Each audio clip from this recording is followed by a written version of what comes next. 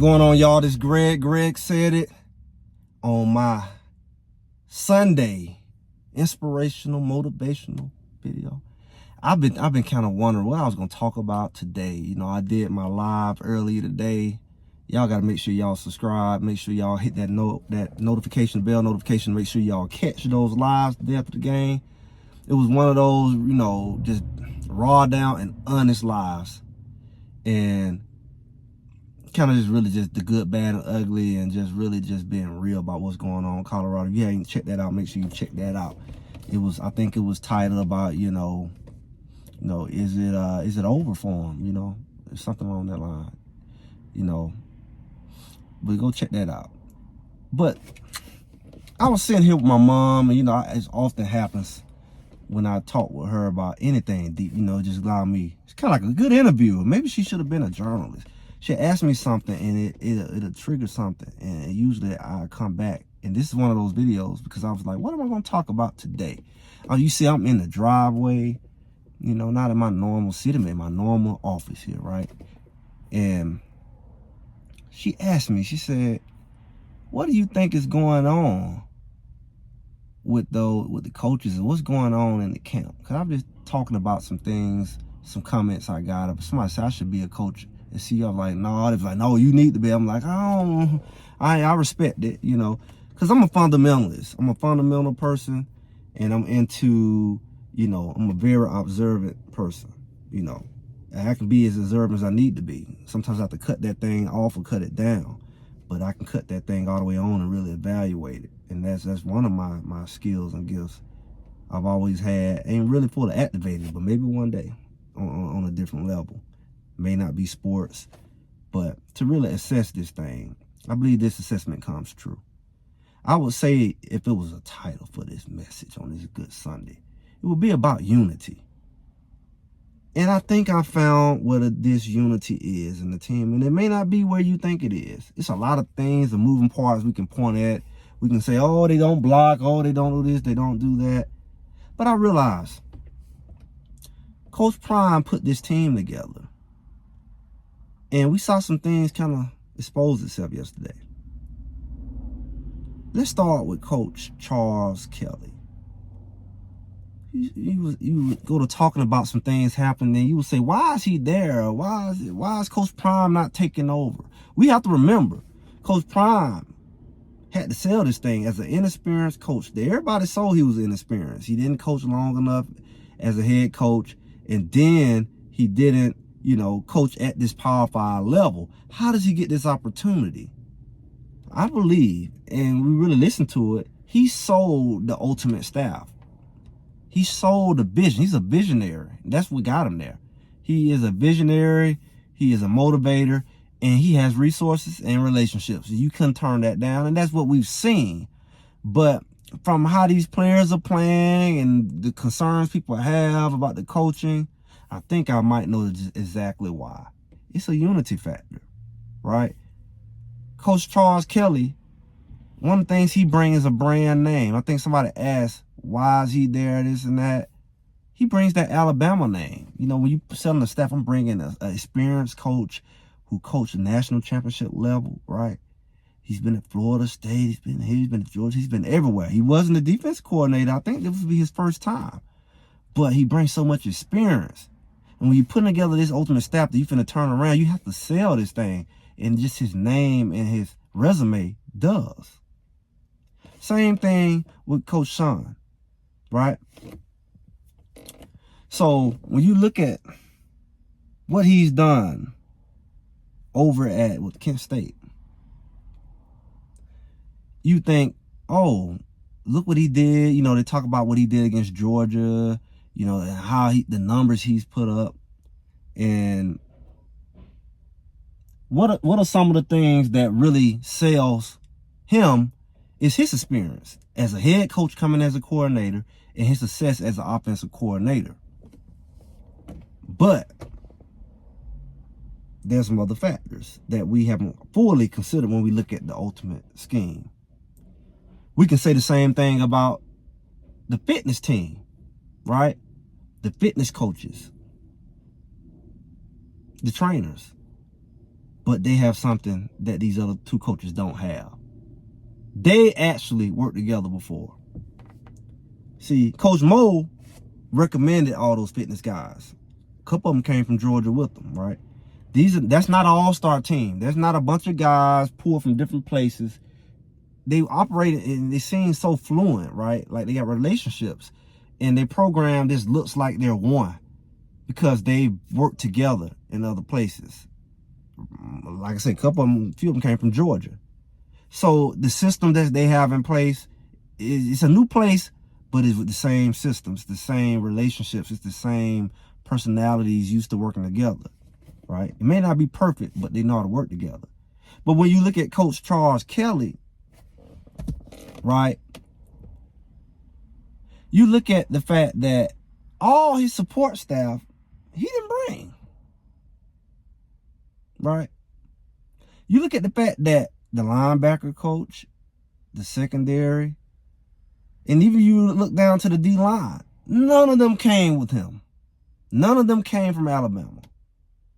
Coach Sal, Coach Nick, all these guys came from different places. So not only do you got players from different places, the coaches came from different places.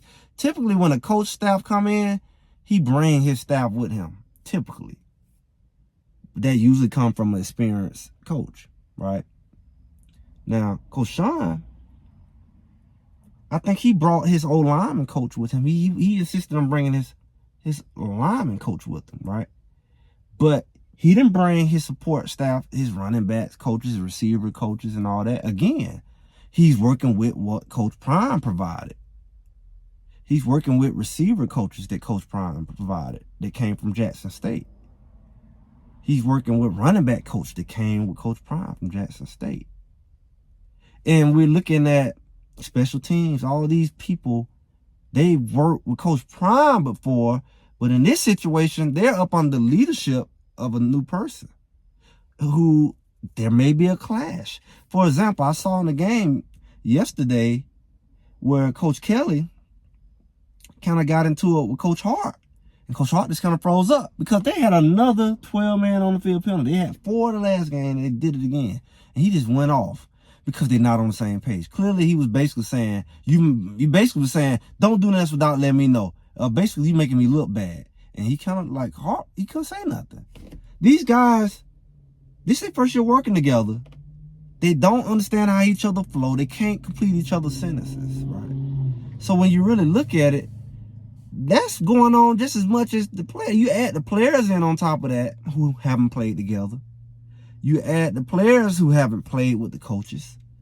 Man, that's what you're really looking at. Because in the heat of the moment, it exposes all pressure points, right? You know, you see crazy mishaps on defense. The players not working well together, but the units clearly are not working well together. The linebackers don't seem to be in sync with the D linemen. And the secondary is not working well together as a unit. Or the linebackers, it's like it's 3 units working separately. The defense is not cohesive, but neither is the staff. And I can't say it's wrong or right because, I mean, what do you expect? But that's what you're really looking at. And when my mom, she asked me that question, it really, I went into it and I was like, I got to go put this on wax. She's like, yeah, that's, when I heard you say it, that I knew that was something. Because when you look at on the offensive side and the coordinator working with receiver coaches who may have a different philosophy, they might not be quite cohesive. And then you look at the running back coach and he got a different idea of who should be in the game for the personnel sets for different plays. And we see it's not quite lining up. The play being called, it's not the right running back in, it's the right receivers in. And yeah, it's like I'm still getting to know the players at the same time. New players emerging, they're not practicing well. Maybe they're not good practice players. I don't know. But the coaches have to sort through all of that to figure out.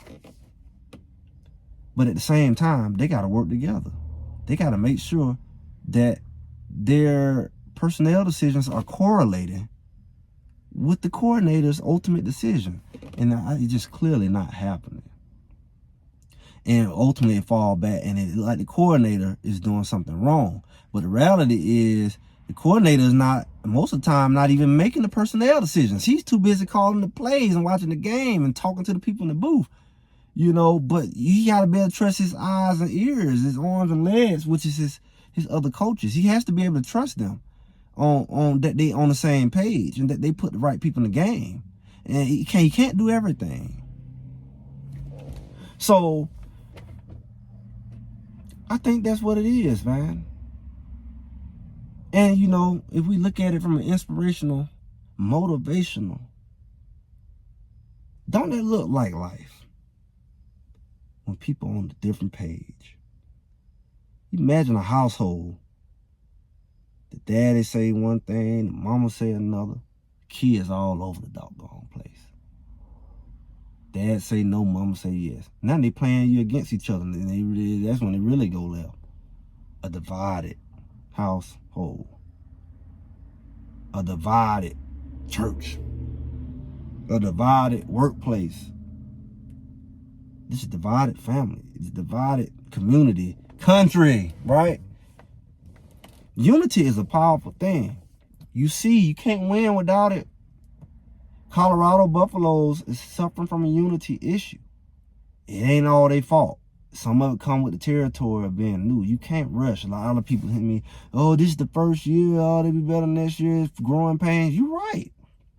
Coach Prime has expectations. Maybe he underestimated this component. Because I can imagine, because typically, it's like when a boss come in, he bring his people. If you're in the school system, a principal come in, he typically want some of his people to come with him who he work with, especially in the leadership position. Even on the district level, they want to bring, you see, they clean house and bring in a whole new, or they change some positions because the people who making the decisions right next to them, they need to be able to trust. Even they got to go hire some people that they want to bring with them, or new people. Because it's a new mindset, a new philosophy. I got to be cohesive. I don't know if they cohesive. I mean, it was more cohesive at Jackson State, but Dennis Thurman is now the analyst. He's not the coordinator. He was a coordinator at Jackson State. So a lot of those defense guys maybe will work better, maybe scheme-wise or understanding-wise with Thurman. What is it? Brett Bartolomsky, who's now the receivers coach, was the offensive coordinator at Jackson State. And all those people who were there, they were working under him. I will hope, I just saw something, I will hope that it is no ego or no, you know, disagreement to the level of, I wouldn't do it that way. Because all those people's in the building. It's not like you're in the building with a new group. The former defense coordinator is there. The former offense coordinator is there. And the people who worked up on them is working up on a new person. Is there loyalty to that person, or do they look to that person? Is it real unity there? Or is it some division? Is it some schism? I know it's possible, especially when you go to losing, it pulled that stuff out. If it wasn't showing, it's showing now. I wouldn't do it that way. He shouldn't do that. If it was me, he'd be in the game. It's hard to do that when the old boss is still in the building. Usually when the old boss is gone, either he stayed where he was at or he goes somewhere else. But when the old boss in the building, that's different. It's like you married, you get a new wife, and the old wife is still in the house with you, talking about, well, she don't do what I did. The old boss is still in the building. And he's serving on a subservient role. It's almost like a demotion. But I would do it different. And we all working up on this new guy. And that's on both sides of the ball. And I ain't heard nobody talk about this. But could that be? Say, the coordinator, he's not good enough. He need to be fired. Offensive coordinator, defense coordinator, be fired. Or is it just they just not working well together at the coach level? And we will never know that, but we seeing it. We can see them clash, but we won't see all of it behind the doors. But they got to get to know each other, and they got to work together if they gonna work together. We know something going on. We sure don't hurt nobody's undermining nobody, because I mean you also depending on these same people to make certain decisions and put certain personnel in the game and make it work. I would hope they would say, well, I don't want to make it work, so I'm gonna kind of, you know, you got these weird conspiracies. People say that about Coach Prime. Is Coach trying to undermine Coach Prime? And that's what you would say when you got new people around. You wouldn't say that with his old people around, who you know is loyal to him. I would hope none of that stuff is going on.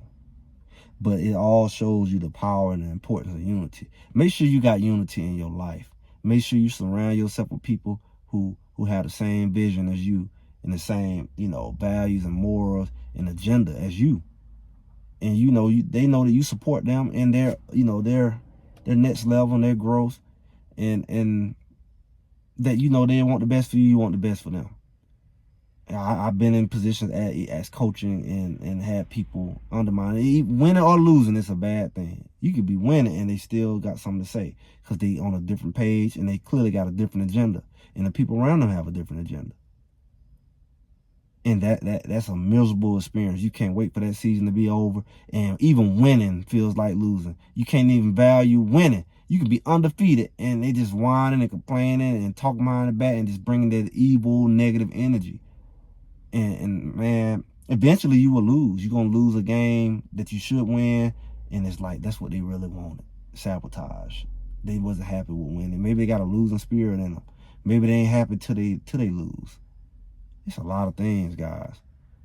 But you only can avoid all of that with unity. Surround yourself with people who want to see you win, help you win, and vice versa. And with that, I'm Greg. Greg said it. Like, share, subscribe. I'll talk to y'all soon. Y'all enjoy the rest of your weekend. Happy Sunday. Happy Monday.